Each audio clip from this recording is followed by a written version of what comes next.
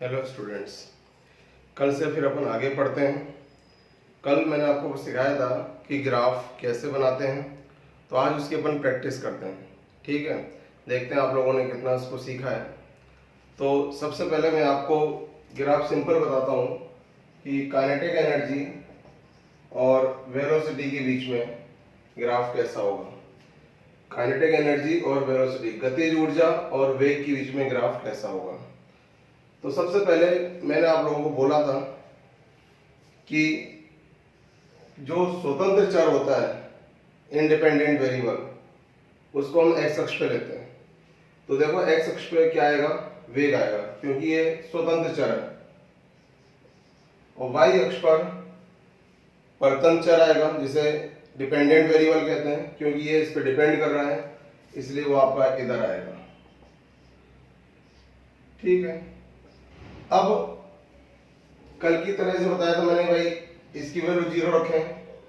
v की value अगर हम 0 रखते हैं तो e की वैल्यू कितनी आती है, 0।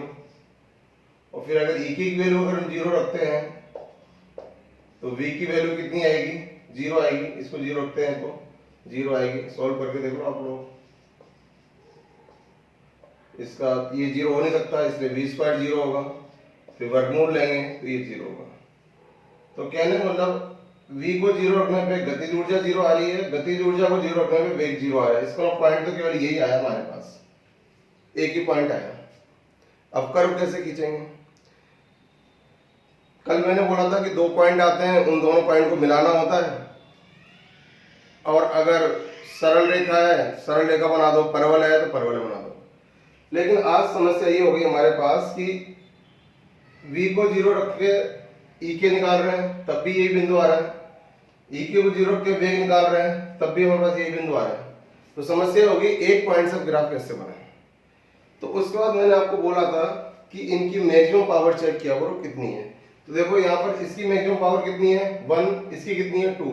और जब बोला था अगर एक वेरिएबल की पावर 1 हो और दूसरे की 2 हो तो इसका वो परवलय होता है, जिसे हम पैराबोला कहते हैं। अब पैराबोला जो होते हैं वो ग्राफ आप लोग कहते हैं कि 4 टाइप के होते हैं। मेरा मानना है कि वो 12 टाइप के होते हैं। बच्चे कहते हैं 12 टाइप के कैसे होते हैं, तो उसका मैं सीधा सा एग्जांपल देता हूँ कि एक ये हो गया, दूसरा ये हो गया, तीसरा ये हो गया। अब ये आपने एक्स अक्ष पे बनाए हैं। अब ऐसे आप अगर वाई पे बनाएंगे तो एक ये हो गया, एक ये हो गया, एक ये हो गया। ऐसे आप माइनस एक्स पे बनाएंगे तो ये हो गया, ये हो गया, ये हो गया। ऐसे आप इस पे बनाएंगे तो ये हो गया, ये हो गया, ये हो गया। तो देखो कितने ग्राफ हो, 3, 6, 9 और 12 हो गए। अब 12 में से कौन सा,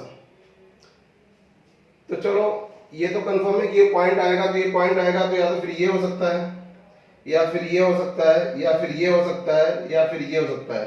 ये तो कंफर्म हो गया कि ये 2 नहीं हो सकते, ये 2 नहीं हो सकते, ये 2 नहीं हो सकते और ये 2 नहीं हो सकते। इसमें से, इसमें से, इसमें से और इसमें से कौन सा हो सकता है। अब ये आपके पास ऑप्शन रह गए। अब इसके बाद आप यहां देखें कि आपने छोटी क्लास में पढ़ा होगा, जितनी पावर होती है उसके उतने ही, कहते हैं ना अपन, जैसे मूल कहते हैं, बचपन में आप बोलते थे जैसे x² = 4 है तो आप इसका वर्गमूल लेते थे, तो अपन ही कहते थे ये आ गया। तो अपन बोलते थे इसके 2 मूल हैं, एक बार 1 लिख के +2 लिख देते थे, एक बार माइनस लिख के ये कर देते थे। तो जितनी पावर होती है उतनी उसके वैल्यू निकलती है। तो इसका वही चीज यहाँ पर है कि v पे पावर कितनी है, 2, इस पे पावर कितनी, 1। इसका e के एक वैल्यू पर v के 2 वैल्यू मिलने चाहिए। अब कौन सा ग्राफ ऐसा है कि जहां पर e की एक वैल्यू पर v की 2 वैल्यू मिलती है। ठीक है, अगर मैं बात इसकी करता हूं तो अगर आप यहाँ ये डालते हैं परपेंडिकुलर, ये डालते हैं परपेंडिकुलर, तो साफ दिख रहा है इधर v है, इधर e के है। तो यहाँ तो देखा जाए कि e के की 2 वैल्यू मिल रही है आपको, एक प्लस में और एक माइनस में। v की एक ही मिल रही है, तो ये आंसर नहीं हो सकता, क्योंकि हमें इसकी 1 चाहिए, इसकी 2 चाहिए। तो इसका आंसर एक्चुअली ये होगा। इसका आंसर ये इसलिए होगा कि e की कितनी वैल्यू है, 1, और v की कितनी वैल्यू है, 2। तो आप जैसे ये पॉइंट लो, इससे यूं लंब डालो, परपेंडिकुलर ड्रॉ करो, तो देखो इस e की एक वैल्यू के लिए v की 2 वैल्यू है। क्लियर, ये चीज है। और इसलिए ग्राफ यही होगा, दूसरा ग्राफ नहीं हो सकता, क्योंकि ये माइनस में हो नहीं सकता, क्योंकि ये भी पॉजिटिव है, ये भी पॉजिटिव है, तो ये वाला ग्राफ नहीं हो सकता। ये वाला ग्राफ इसका आंसर है, ये वाला ग्राफ नहीं हो सकता क्योंकि इसमें ई के माइनस में है, और इसकी वैल्यू माइनस नहीं हो सकती है क्योंकि ये भी प्लस में है और ये भी प्लस में है। ठीक है, ये चीज है। बाकी अगर आप इधर बनाएंगे तो फिर ई के की दो वैल्यू हो जाएंगी, एक ये और एक ये। अगर आप इधर बनाएंगे तो ई के की दो वैल्यू हो जाएंगे, एक ये तो एक ये, तो इसका ये वाला ही ग्राफ होगा। तो मेरे ख्याल से आपको समझ में आ गया होगा। अब आप कमेंट्स में लिख के बताएं कि समझ में आया कि नहीं आया। दूसरी बात मैं आपको घर के लिए दे रहा हूं, आप इसका फॉर्मूला बताना कि ग्राफ कैसा मिलेगा। ये ई और के बीच में है, ठीक है, ई और के बीच में बनाना है। पहला क्वेश्चन आपको घर के लिए दे रहे हैं। दूसरा क्वेश्चन ये है u बराबर mgh होगा, इसमें u और h के बीच में बनाना है, इसमें e और k के बीच में बनाना है। दो क्वेश्चन मैंने आपको दिए हैं, देखते हैं कल आप क्या करते हैं। Thank you.